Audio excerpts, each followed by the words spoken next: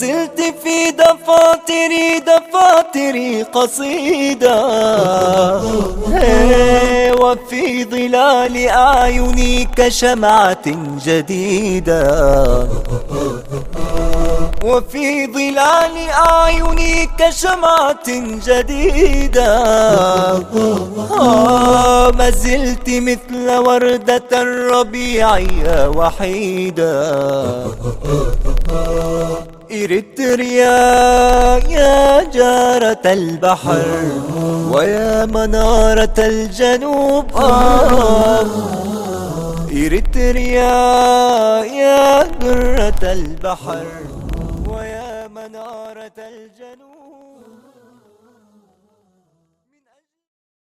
بسم الله الرحمن الرحيم. الحمد لله رب العالمين، والصلاة والسلام الأتمان الأكملان على نبينا محمد وعلى آله وصحبه أجمعين. مشاهدي الأكارم، سلام الله عليكم ورحمته وبركاته. أهلا وسهلا ومرحبا بكم في برنامجكم الدائم قضايا إريتريا. هذا اليوم سنناقش فيه القدوة الحسنة. قال الله تعالى: لقد كان لكم في رسول الله أسوة حسنة لمن كان يرجو الله واليوم الآخر. بعض الناس قدوتهم هو النبي صلى الله عليه وسلم، وبعض الناس قدوتهم الممثل الفلاني والراقصة الفلانية واللاعب الفلاني والنجم الفلاني، وبعض الناس قدوته والده، وبعض البنات قدوتهن أمهاتهن، بغض النظر هل هن على السنة أم لا. اليوم سنناقش من الذي يستحق أن يكون قدوة وأن نتابعه، ولماذا الناس يتأثرون بالمشاهير، فتجد كثير من الشباب وكثير من الشابات يقلدون ويقلدن بعض المشاهير، ليس فقط في اللبس بل حتى في الجسد والحركات والنطق، محاكاة تامة. لماذا هذا التأثر؟ من أين أتى؟ ولماذا إلى من يعجب به؟ فتجد أنه يعني يتشبه به في كل صغيرة وكبيرة. وقد صح عن النبي عليه الصلاة والسلام قوله: لتتبعن سنن من كان قبلكم. فهل هذا الحديث يدخل في برنامجنا هذا القدوة الحسنة؟ كيف نقتدي بمن فات من الصحابة الكرام والتابعين والعلماء، وكيف نستفيد منهم؟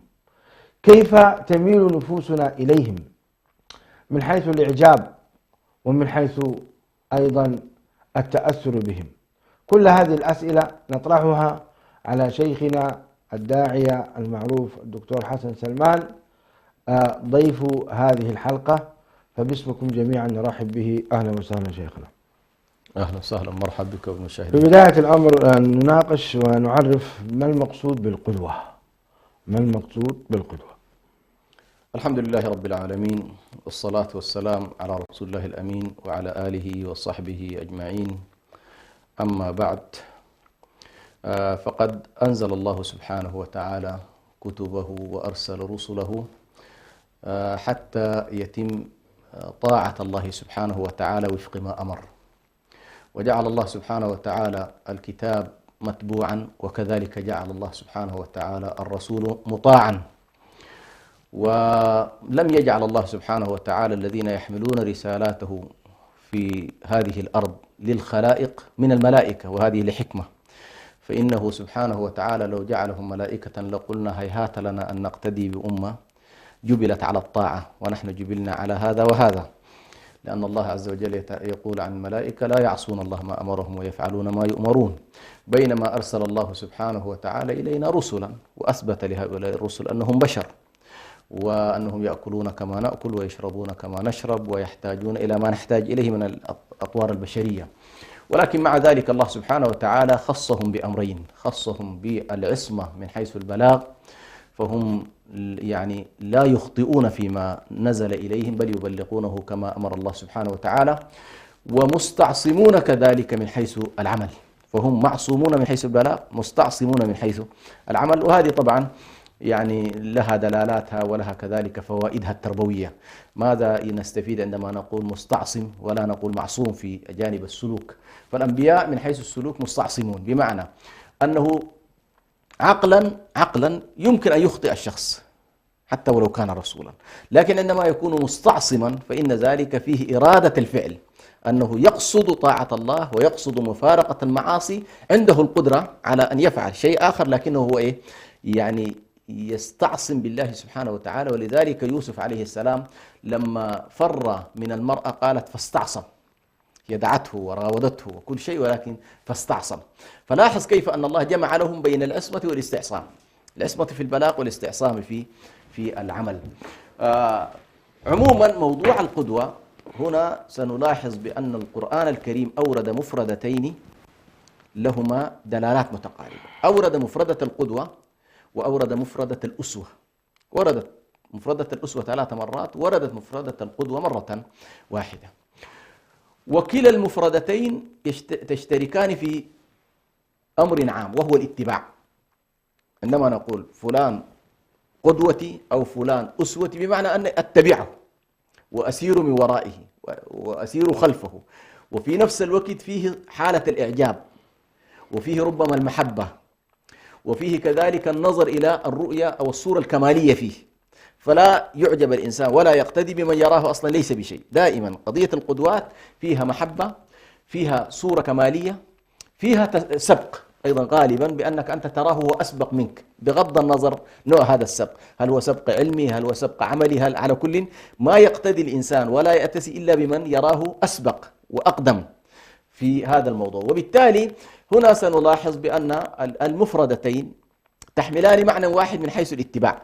فالإنسان عندما نقول هؤلاء قدوات أي هؤلاء متبوعين. لو نذكر الآيتين شيخ حسن. يقول الله سبحانه وتعالى مثلا عن النبي صلى الله عليه وسلم بعد أن ذكر عدد من الأنبياء قال فبهداهم اقتدي. نعم. أولئك الذين هدى الله فبهداهم اقتدي.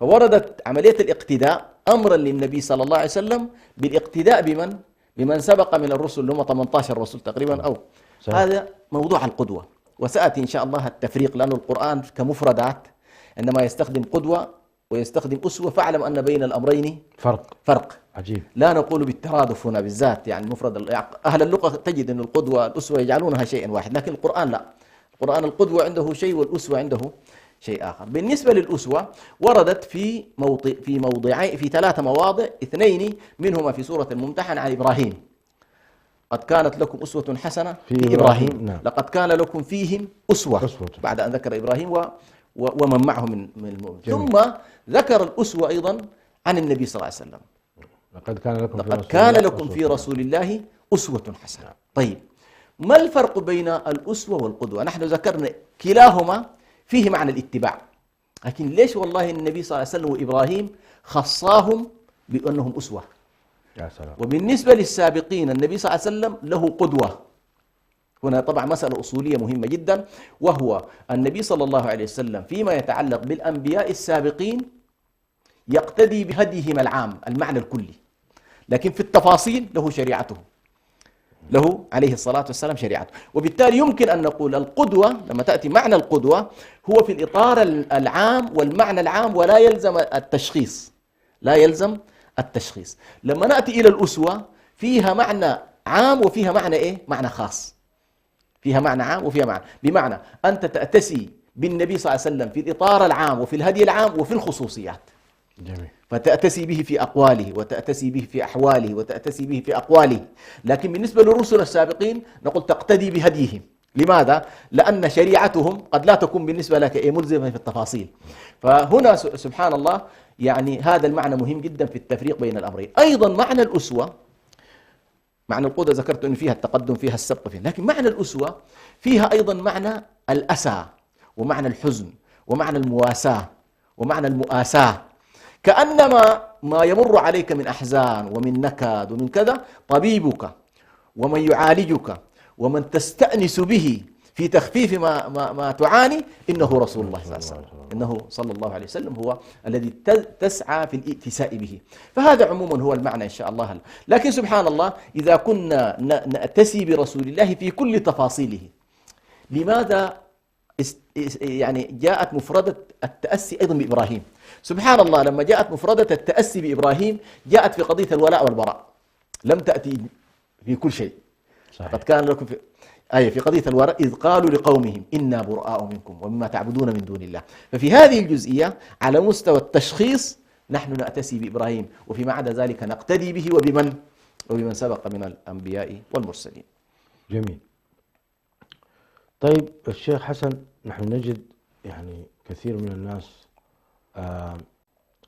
يعني يتأثرون أو متأثرين ببعض المشاهير، ومتأثرين في لباسهم، متأثرين في تسريحة شعورهم.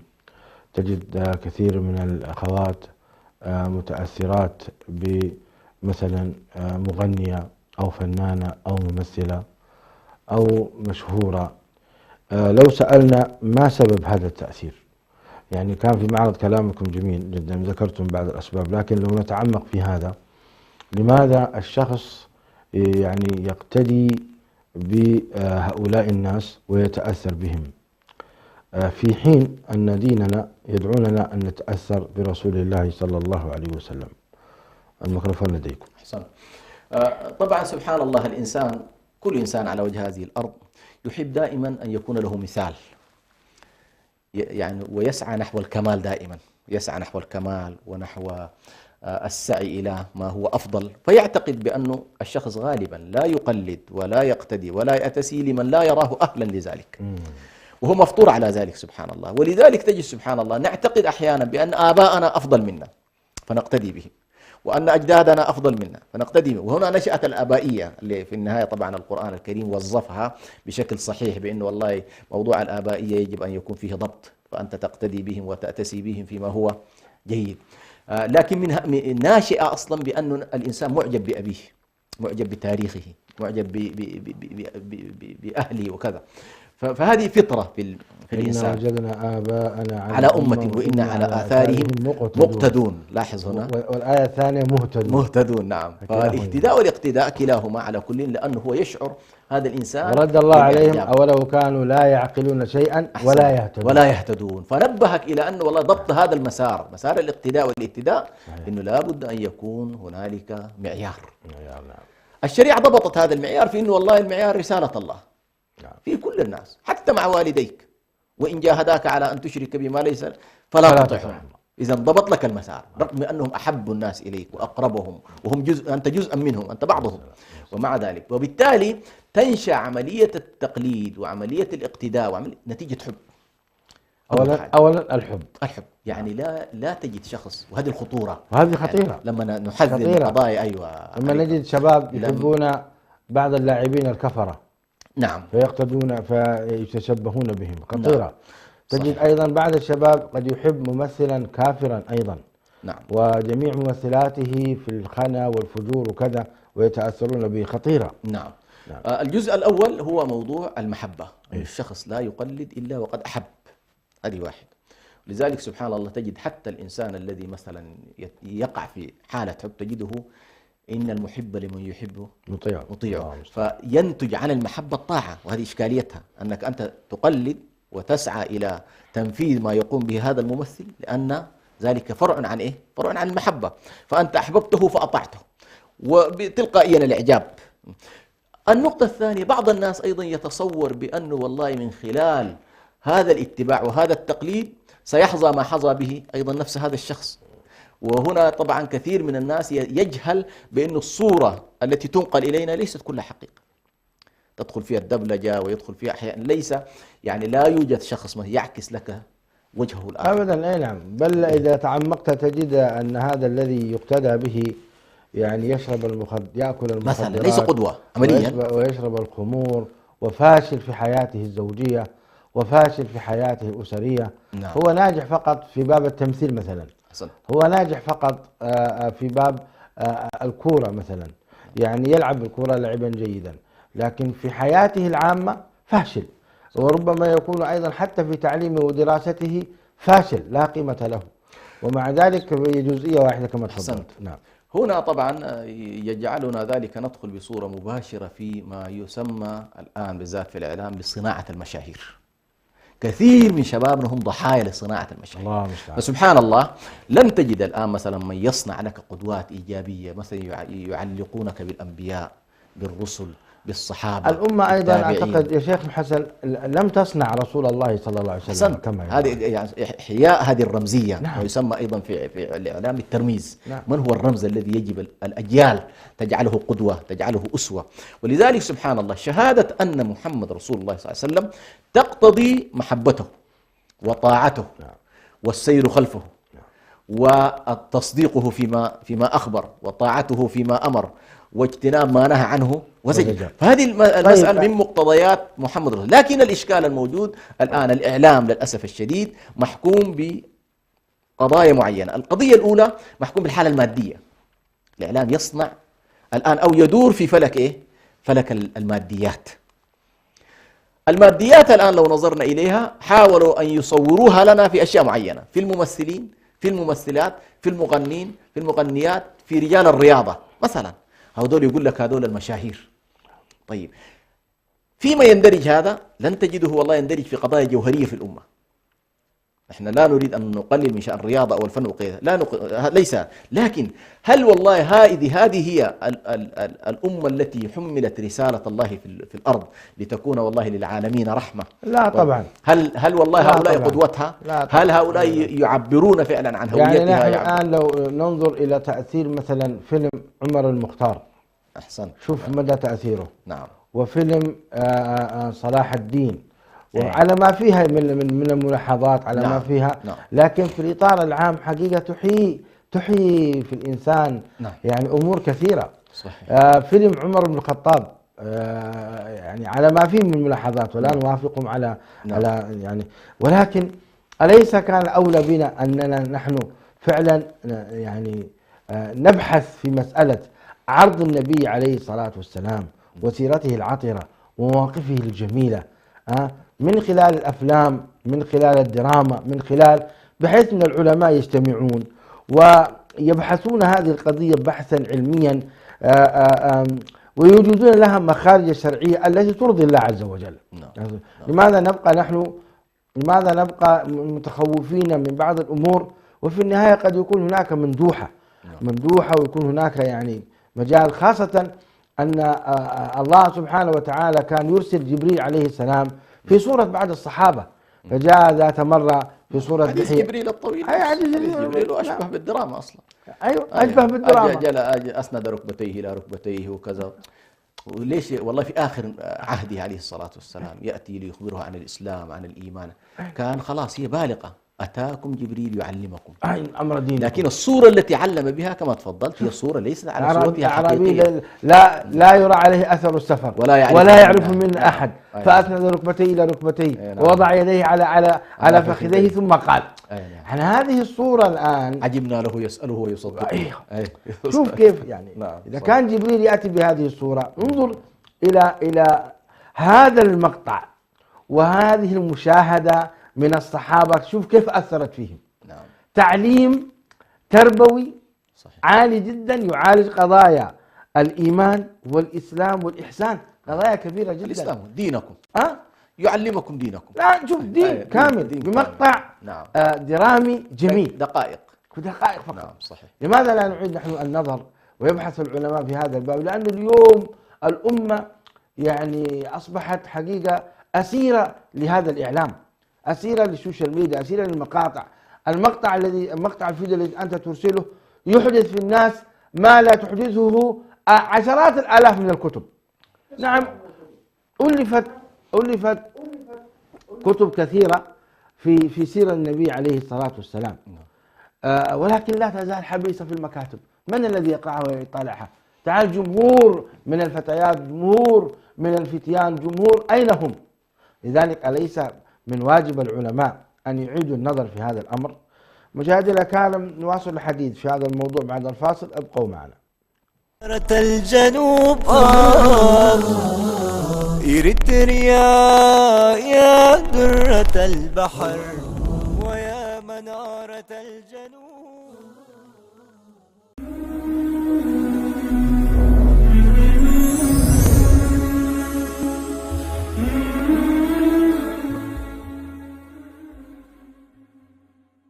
يقول الله تعالى: شهر رمضان الذي أنزل فيه القرآن هدى للناس وبينات من الهدى والفرقان. منهن من لجأ إليها النبي صلى الله عليه وسلم بعد أن جاءه الوحي لأول مرة قائلا: زملوني زملوني. ومنهن من لقبت بذات النطاقين لما أعانت به النبي صلى الله عليه وسلم وصاحبه لما أن كانا مهاجرين. ومنهن من لما النبي صلى الله عليه وسلم صحيفة كسرتها في حضرته وهو يقول: غارت أمكم غارت أمكم.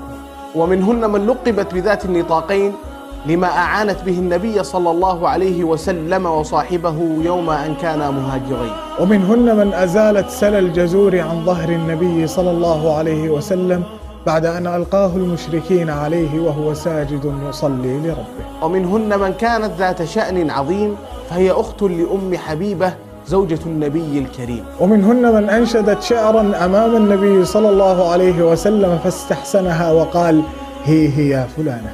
ومنهن من قال الله فيها: يا أيها الذين آمنوا إذا جاءكم المؤمنات مهاجرات فامتحنوهن. كلهن صحابيات جليلات، لنتزود وإياكم من سيرتهم العطرة عبر المسابقة الرمضانية الكبرى صحابيات، والذي يعود إليكم بموسمه الثاني عبر شبكة سلام الإعلامية، والذي يأتيكم في شهر رمضان المبارك من يوم الاثنين وحتى يوم الجمعة. فنسعد بتواصلكم ونشرف بسماع أصواتكم، فكونوا على الموعد.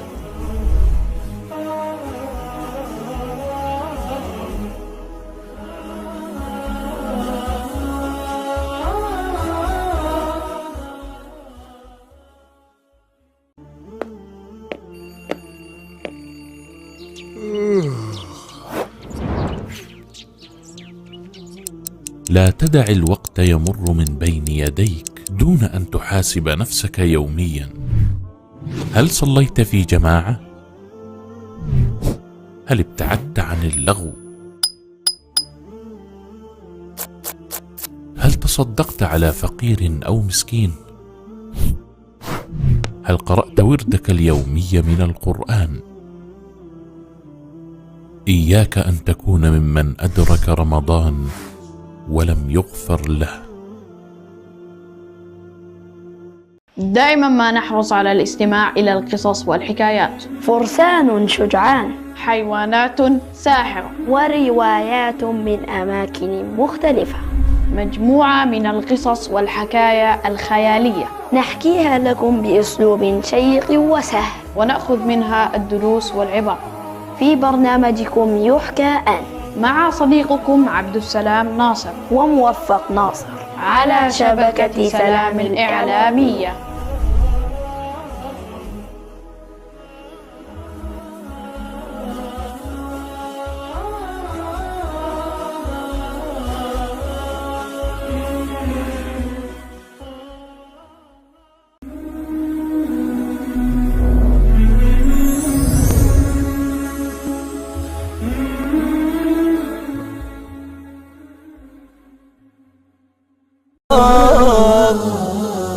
إريتريا يا درة البحر ويا منارة الجنوب.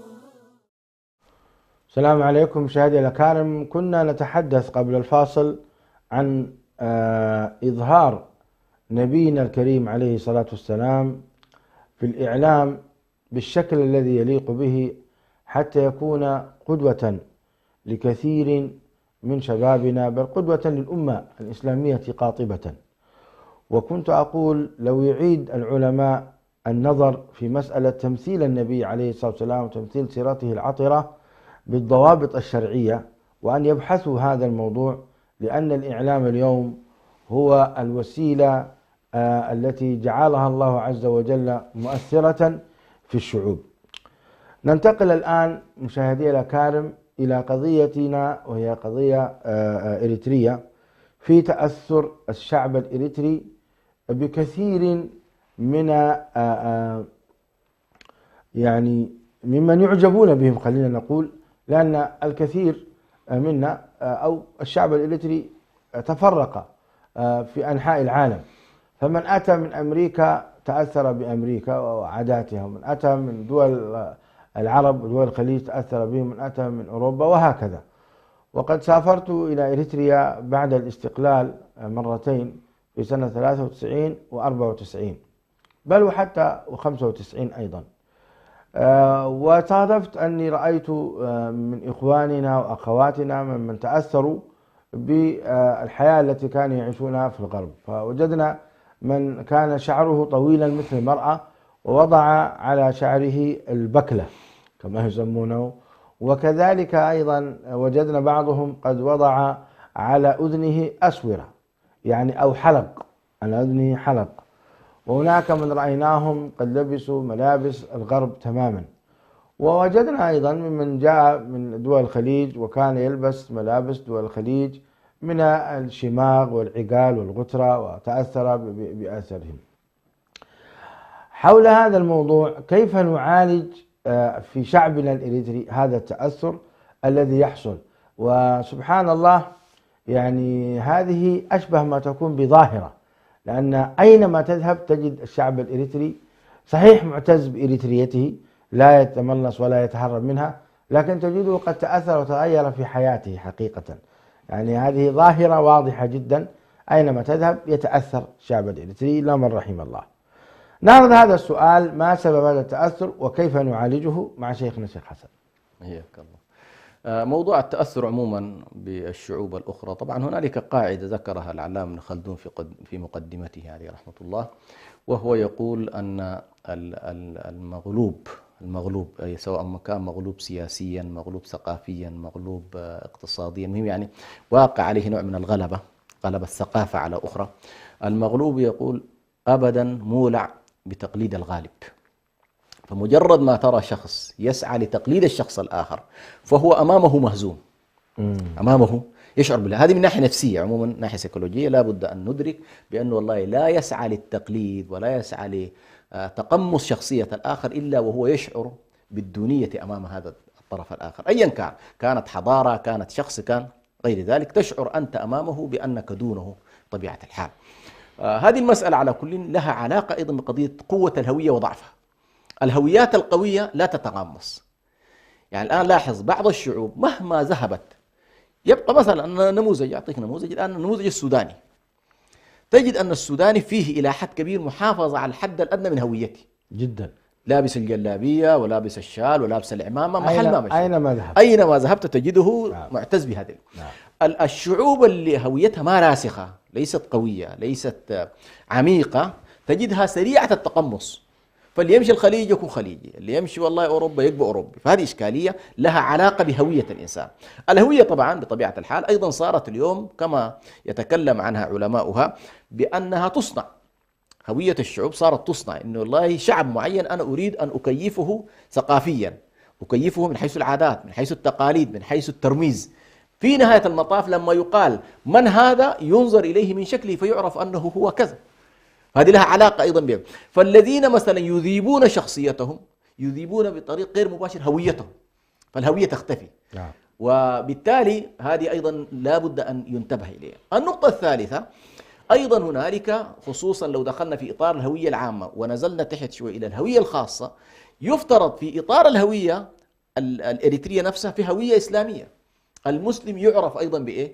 بهويته الإسلامية. صحيح. فلا يعقل بأنه والله لا تستطيع أن تتعرف بين النصراني والمسلم، بين الكافر وأنا والمسلم. صراحة عجبني في هذا الاتجاه، يعني بعض إخواننا في أثيوبيا مثلا تجد الواحد منهم لابس دائما إيه؟ كوفية، الكوفية حقه. تعرف ويعجب إذا أنت والله ملتحي وشافك مسلم وما عندك أنا لاحظت حتى بعضهم كان يهدي إلي أحيانا الطاقية بتاعت فهذه المسألة على كل لها أيضا علاقة، قضية الخصوصية وقضية التميز. وطبعا النبي صلى الله عليه وسلم كان حريص على أن المسلم عليه أن يتميز في هديه، يتميز في زيه، يتميز في خلقه.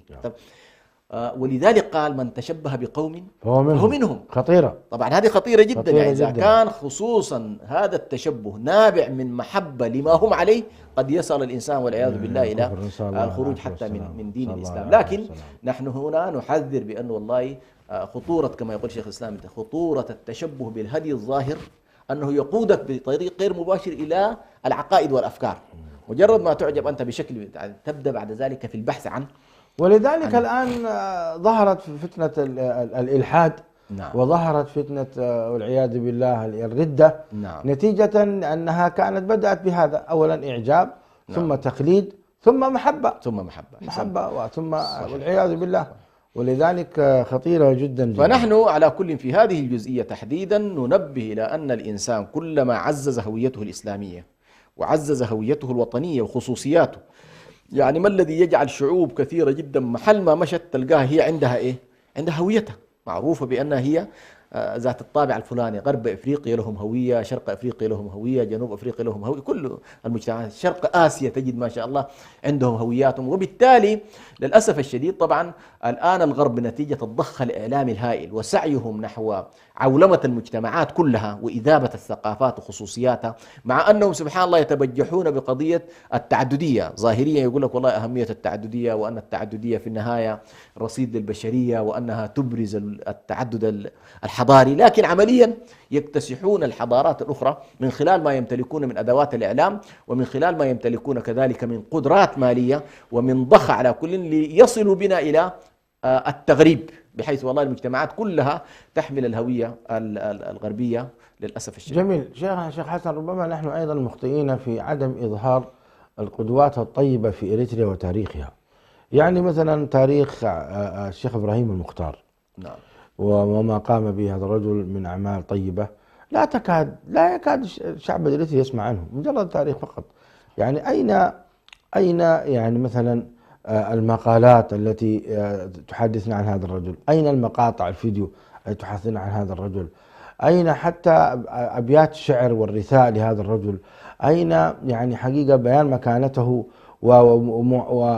ويعني إعداد الجلسات الحوارية في ترجمة هذا الرجل وأمثاله؟ احنا مقصرين في هذا الجانب.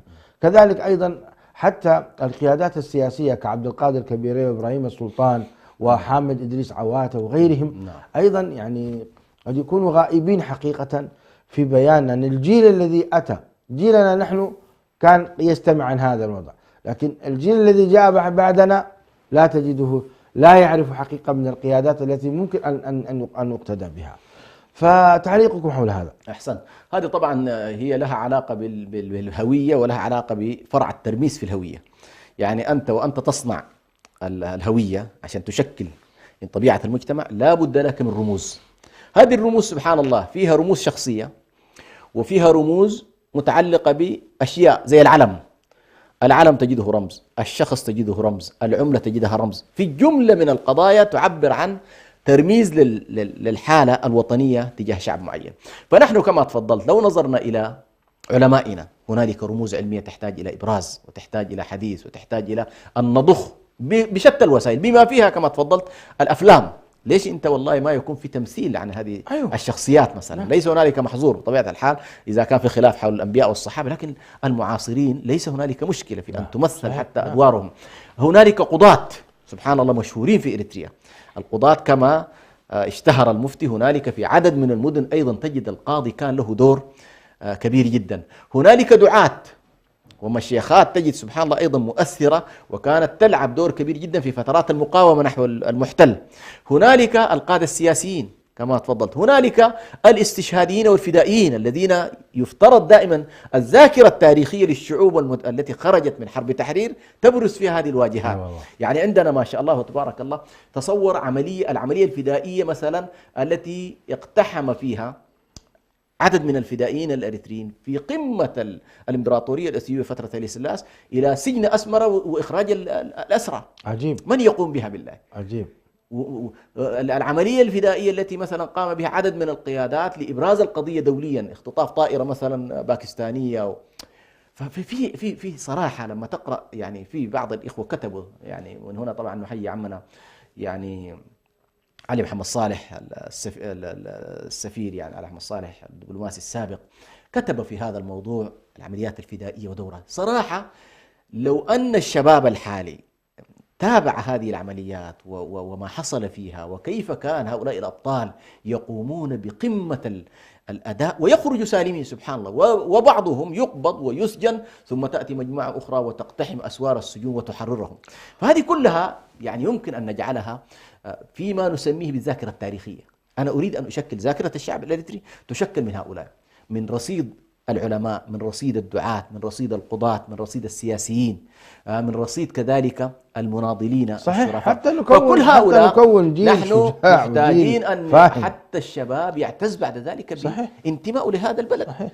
لكن لما تحصل حالة التغييب للذاكرة التاريخية لهذه الرموز، فأنت بطبيعة الحال تقتل الهوية في هؤلاء الناس، أو تسعى لصناعة هوية ما حقيقية، ويوما ما سيظهر لك بأنه والله أنت ما حاولت أن تصنعه من هوية غير حقيقية هي لا تصمد أمام التحديات والأعاصير التي تتهدد الكيان الوطني الإريتري نفسه.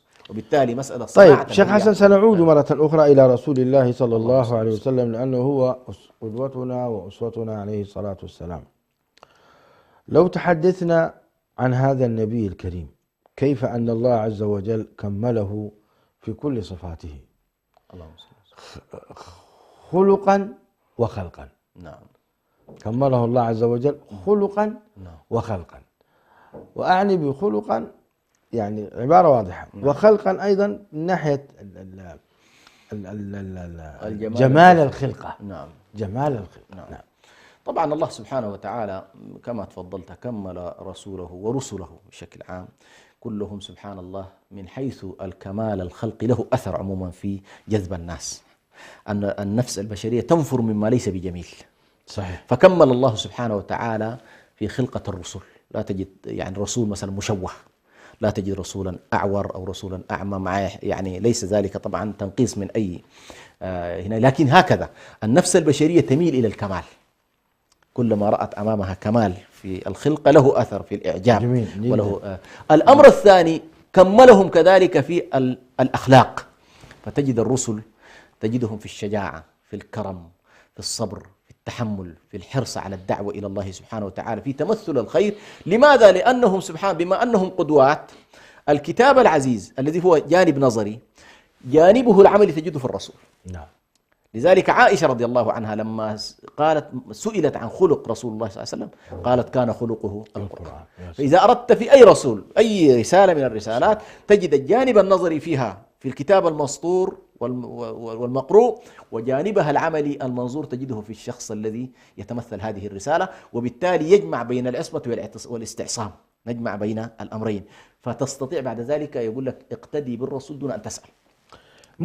معظم الشباب اليوم يحبون الرجل القوي. نعم. فهل كان النبي عليه الصلاة والسلام قويا؟ سبحان الله. شوف النبي صلى الله عليه وسلم جمع كل ما يمكن أن يطلبه المستمعون كما يقال، يعني كل القضايا. لماذا؟ لأنه رسول. يعني النبي صلى الله عليه وسلم كمل عملية الصدق والتصديق وكمل عملية العدل، وهي دائما الرسالة تقوم على هذين الركنين: وتمت كلمة ربك صدقا وعدلا. فالنبي صلى الله عليه وسلم كمل في الجانبين. الجانب بتاعت العدل فيه الجانب السلوكي، كل الأخلاق. فالآن إذا أردت أن تأتي إلى النبي صلى الله عليه وسلم في أي باب من الأبواب، في علاقته بأسرته، في علاقته بأصحابه، في علاقته بالكفار، في علاقته بالمجتمع ككل، في طريقته في الدولة وإدارتها، ستجد أن أي شخص يقدم إلى النبي صلى الله عليه وسلم قاصدا الهداية يجدها عنده، أنه عليه الصلاة والسلام هو هنا محطة الهداية. فأنت تأتيه سياسيا، وتأتيه اقتصاديا، وتأتيه اجتماعيا، وتأتيه في الرقة، وتأتيه في القوة والجهاد، فتجده. ثم سبحان الله تأتيه رياضيا، تأتيه في كل الجوانب، تأتيه صحيا، تجده طبيب، حتى في المداعبة. طبعا. النبي صلى الله عليه وسلم تجده مع أصحابه يداعب الأطفال، يداعب بعض الصحابة رضوان الله عليهم، وهكذا. فالنبي صلى الله عليه وسلم كما تفضلت بالنسبة لنا هو البوابة التي إذا قصدناها وجدنا عنده كل شيء. سبحان الله يقل بعد ذلك فيما دونه عليه الصلاة والسلام. فمثلا لما نأتي إلى أبو بكر تجده كاملا في الصديقية في مقابل عمر الذي كاملا في العدل. صحيح. مع أن أبو بكر له من العدل نصيب وعمر له من العدل نصيب.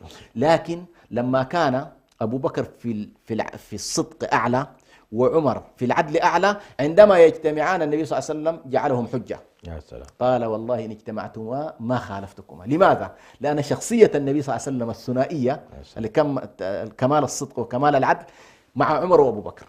يا سلام. فبعد النبي صلى الله عليه وسلم نجد القوة الشخصية في عمر، والرأفة والرحمة في أبو بكر. ثم بعد ذلك بالذين من بعدي أبي بكر. لماذا؟ لأنهم هم أيضا نموذج الرسالة في صدقها وعدلها. وتمت كلمة ربك بالنسبة للنبي صدقا وعدلا. وشوف الحديث أين اقتدوا بالذين من بعدي، يعني أبو بكر وعمر.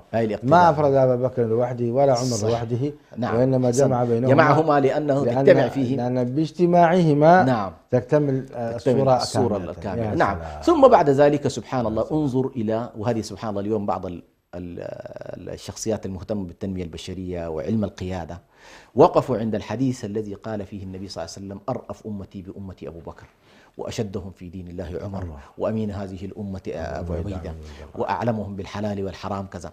سبحان الله، هذه الصفات هي تقريبا 10 ذكر النبي 10 من الصحابة، وكل واحد فيه صفة. واحد في القضاء، واحد في العلم، واحد في الرأفة والرحمة، واحد في الشدة في دين الله والثبات.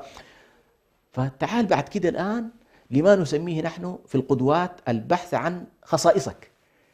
أبحث عن خاصيتك لتبحث عن القدوة. صحيح. يعني الآن أنت مثلا فيك خاصية الشدة، قدوتك غالبا سيكون عمر. طيب جميل. هل إحنا يعني يجب علينا أن نقتدي برسول الله صلى الله عليه وسلم، أم هي قضية سنة فإن اقتدينا به ترى يعني آجرنا الله، وإن لم نقتدي به فلا إثم علينا؟ طبعا بالنسبة للنبي صلى الله عليه وسلم الاقتداء به واجب، والاتساء به واجب. قضية إنه والله بعد كده درجات الأعمال ومدى الالتزام هي في الوجوب أم هي في الاستحباب قضية، لكن بالمجمل الاقتداء برسول الله هو مقتضى الشهادة. جميل. مقتضى شهادة أن لا إله إلا الله وأن محمد رسول الله أن نجعل رسول الله صلى الله عليه وسلم هو قبلتنا التي نقتدي. ولذلك بعض الصحابة رضوان الله عليهم ذهبوا في اتجاه القدوة والأسوة، أنهم حتى في طريقة الأكل وفيما يحبه النبي، حتى في قضايا الغرائز. قضية إنه والله يعني بعضهم مثلا رأى النبي صلى الله عليه وسلم يأكل الدباء أو يحب الدباء، فصار يحب الدباء اللي هو القرع نحن من ذلك اليوم. يقول والله صرت أحبها لأن النبي كان يتتبعها فلاحظ هذا الأمر. بعضهم مثلا يحب الزي الذي يلبسه النبي صلى الله عليه وسلم، يحب العمامة، يحب طريقة حديثه، يحب طريقة جلوسه. صحيح. عبد الله بن عمر كان من شدة ائتسائه بالنبي صلى الله عليه وسلم أنه هو ماشي في طريق الحج يعرف أن النبي صلى الله عليه وسلم مر بالمكان الفلاني فيمر به. الله. يقول والله بركة ناقة النبي هنا. فهذا طبعا قمة كبيرة جدا، أنك أنت على مستوى الغريزة البشرية. هذا قد لا يكون أنت في الشريعة مأمور بأنه والله أن تحب ما يحب النبي صلى الله عليه وسلم من أكل ومن شرب، كان يحب الكتف، هذه قضية فطرية أو غريزية في الإنسان. لكن لما يبلغ بالإنسان هذا المستوى فدل ذلك على كمال المحبة. ألا يؤجر على ذلك؟ بطبيعة الحال يؤجر على ذلك، لأنه لم يجعل غرائزه الخاصة مقدمة على. طيب نختم يا شيخ حسن، ما الذي لنا إذا نحن اقتدينا برسول الله صلى الله عليه وسلم؟ ربنا عز وجل يقول: قل إن كنتم تحبون الله فاتبعوني يحببكم الله ويغفر لكم ذنوبكم. نعم. طبعا إذا أول كما تفضلت، يعني الله سبحانه وتعالى ربط محبته باتباع رسوله. يا سلام. هذه يعني أنت تحب الله اتبع رسول الله صلى الله عليه وسلم. يا سلام. هذه واحد. الأمر الثاني، أنت تحب رسول الله أطع رسول الله. جميل. تعصي الإله وأنت تظهر حبه، هذا لعمري في القياس بديع، إن كان حبك صادقا لأطعته، إن المحب لمن يحب مطيع. الأمر الثالث، جعل الله سبحانه وتعالى مفتاح الجنة وطريقها هو رسول الله صلى الله عليه وسلم. فأنت إذا اقتديت برسول الله فإنك إن شاء الله تدخل الجنة. أيضا من طلب الكمال وجده عند رسول الله صلى الله عليه وسلم. يا سلام. هذه قضية الآن كل الناس وهي تقلد الآن، ألم تكن تسعى للكمال اطلبه عند رسول الله صلى الله عليه وسلم، فستجد أن النبي صلى الله عليه وسلم هو البوابة العظيمة جدا التي من قصدها فإنه دخل من أبواب الجنة الثمانية. نعم. يعني أي باب تقصده في الصيام، في الصلاة، في الرياضة، كما تفضلت في الممازحة، في العلاقات الزوجية، ستجد أنه لا تجد أفضل من رسول الله صلى الله عليه وسلم.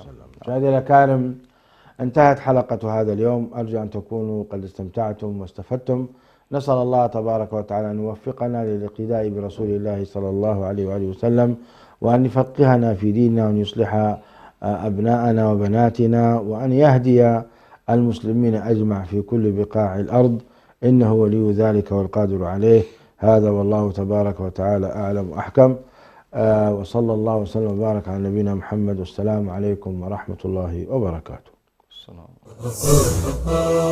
إريتريا يا جارة البحر ويا منارة الجنوب، إريتريا يا درة البحر ويا منارة الجنوب.